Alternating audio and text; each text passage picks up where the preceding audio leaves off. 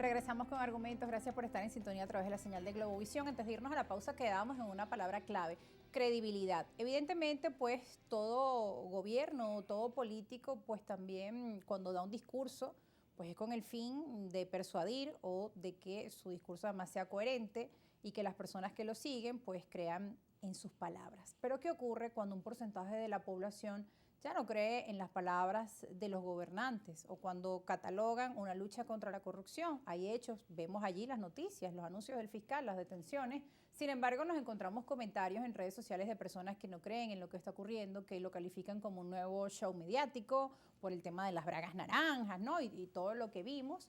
Y no creen en una lucha real contra la corrupción. Siempre dicen, no, es un pote de humo, viene otra cosa. O sea, ¿qué ocurre cuando ya un gobierno pues tiene un importante porcentaje de personas que ya no creen en lo que dice? Bueno, lo que ocurre con el gobierno está claramente reflejado en todos los estudios de opinión pública, sean o no simpatizantes o favorables del gobierno. Los que yo conozco, todos colocan a Maduro más o menos como en el 80% de rechazo desde el punto de vista de si la gente quisiera votar por él o la gente quisiera que ese gobierno continuara.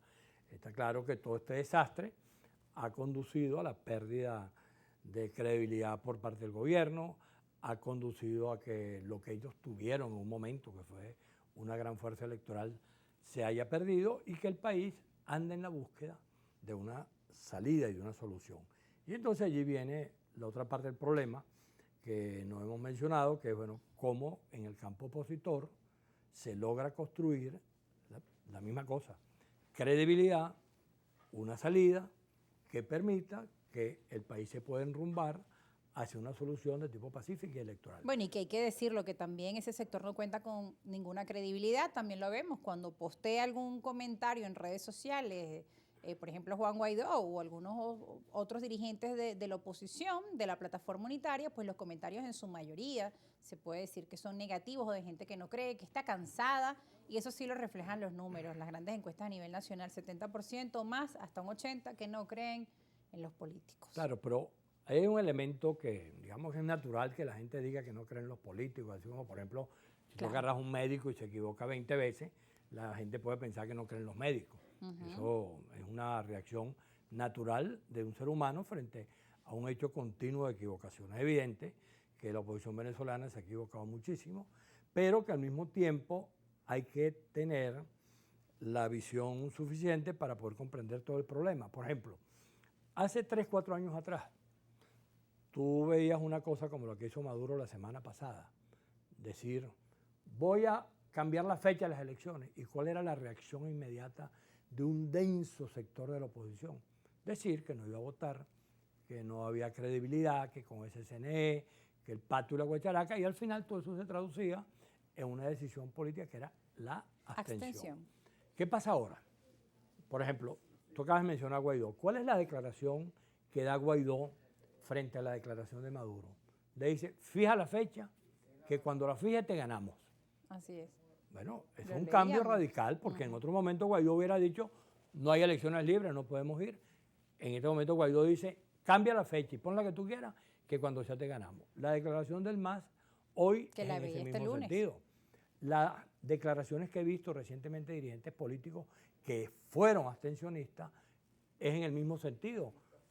Hay que hacerlas en términos constitucionales, pero si nos cambian la fecha y se hacen cuando sea, tenemos que garantizar que haya una respuesta apropiada. Entonces, aunque igual es el CNE quien debe anunciar ese cronograma electoral. Claro, además que le corresponde al CNE. Claro. Maduro está violando la Constitución cuando dice, él lo hace a propósito. Yo me imagino que estará sorprendido en este momento con la respuesta. Porque suele crear eso, abstención, claro, pero en esta oportunidad pero como en esta oportunidad la respuesta es distinta y la mayoría de quienes eran abstencionistas están de acuerdo en una cosa que yo la coloco de manera folclórica, están de acuerdo en ir a La Guaira.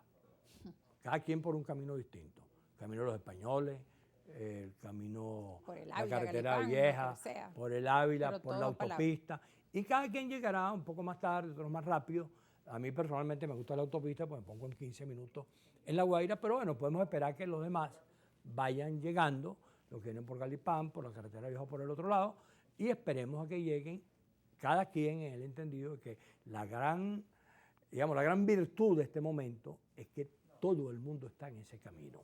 Y, por supuesto, es un camino donde hay unos que creen en las primarias, otros que creen en el consenso, otros que creen que va a salir un outsider. Todo eso es legítimo, todo eso es válido y hay que comprenderlo y no asumirlo, que si tú estás con las primarias, entonces yo me molesto contigo y te descalifico. No, yo respeto que tú estés con las primarias. Que no estás con las primarias, sino que estás con el tema de cómo buscar un acuerdo consensuado. Perfecto, también se respeta. Que tú no quieres ni primaria ni consenso, también se respeta. Y llegará el momento, porque así es la política, así es la vida y así sean las circunstancias a lo largo de toda la historia de situaciones de gobiernos autoritarios, en que nazca el acuerdo producto de la política. Por eso, cuando tú colocas en el centro del asunto Venezuela en letras mayúsculas, a mí cuando me preguntan, por ejemplo, ¿cuál es el candidato del MAS? Yo le digo, Venezuela, y ese es nuestro candidato. Que ustedes han decidido pues apoyar, ¿no? Esperar a cómo se van desarrollando los hechos. Contribuir, no esperar. Y contribuir, no eso. esperar. Sí, Nosotros porque no estamos esperar es esperando. una palabra pasiva. Ustedes Nosotros han promovido el diálogo. Estamos contribuyendo y actuando de manera permanente en función de lograr este acuerdo que es posible que se dé y que le permita a Venezuela tener esperanza, tener expectativa, tener optimismo en relación a algo que tenemos que construirlo los venezolanos. Con la ayuda de Petro, con la ayuda de 15 países que permitan tal o cual cosa, perfecto, bienvenido, pero aquí tenemos que construirlo los venezolanos y tenemos que construirlo los que formamos parte de una mayoría que no quiere seguir viviendo en las condiciones en que este gobierno ha colocado el país. Además, ustedes han dispuesto sus espacios para reunir a distintos sectores de la oposición, como lo mencionamos pues en aquella oportunidad. Por primera vez se ve en un espacio diferentes políticos de todas las visiones de la oposición, de una acción democrática, de otras, congregados, por ejemplo, en el aniversario del MAS. Y es una de las tareas que tiene este partido, unir y tratar de escuchar en medio pues, de tantas diferencias, pero es un trabajo arduo, es difícil y hay diferencias que también son irreconciliables, ¿no? No, tú sabes que en la política lo irreconciliable es un problema de fuerza. Okay. Tú puedes estar en una condición irreconciliable hoy y mañana cambió todo el cuadro y lo que era irreconciliable se convierte en un mecanismo de convivencia. ¿Es posible esa reconciliación entre la oposición? Mira, hay fotos en la historia de la humanidad que son impresionantes.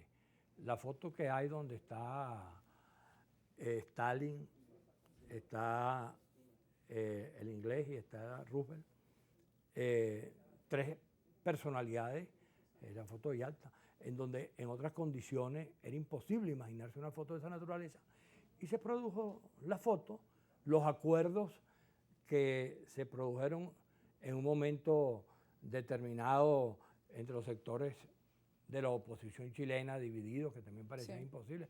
Es que precisamente la política está hecha para convertir situaciones que parecen imposibles en hechos posibles, porque para eso es efectivamente la política. Y por supuesto, en este caso, nosotros tenemos que apostar a lo que hemos dicho, a la política en letras mayúsculas, al optimismo y a la habilidad, a la inteligencia y la capacidad que hay que generar, que ya es un terreno más específico de todos los seres humanos, de rectificar, de reconocer errores y de poder avanzar en el sentido que una parte tan grande, tan importante de lo que es este sector de la humanidad, que es Venezuela, tiene aspiraciones de resolver. Política con P mayúscula y respeto a la diversidad de pensamiento, de opiniones, pero siempre con el fin de encontrar soluciones a los problemas de los venezolanos. Nos vamos a una pausa, ya regresamos con argumentos, no se aparten.